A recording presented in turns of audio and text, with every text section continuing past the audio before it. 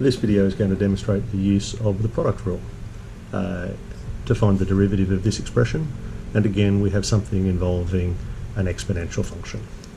So we can clearly see here that there is a quadratic term, x squared, and an exponential term, and they're multiplied together.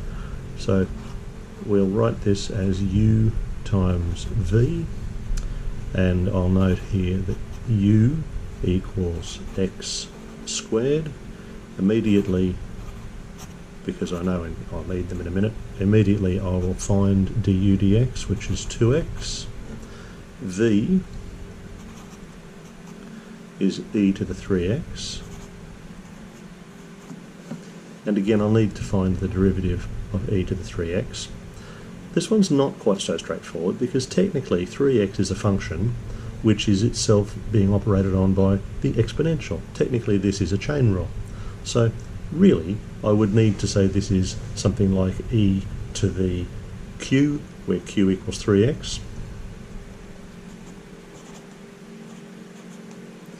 I note that q equals 3x, and if I want dv dx, I'll get this by dv dq times dq dx. So that's not an equality there, that's just a statement. So we have dv dq dq dx. Now dv dq is e to the q multiplied by dq dx is 3, so this is really 3e to the 3x when I replace q. That's our derivative of v. Now that we've split the original function into two terms in the product, and we've got the derivative of each of those terms, we're ready for the product rule.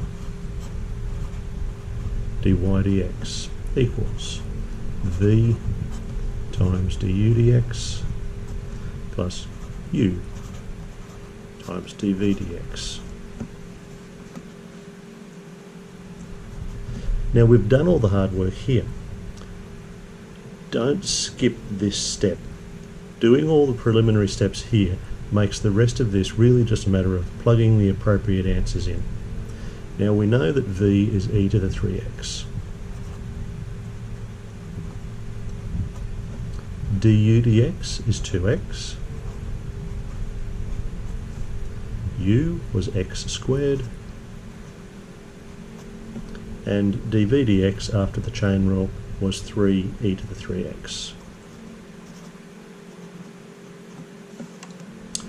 So let's see if we can make this any better. We have an e to the 3x and an e to the 3x.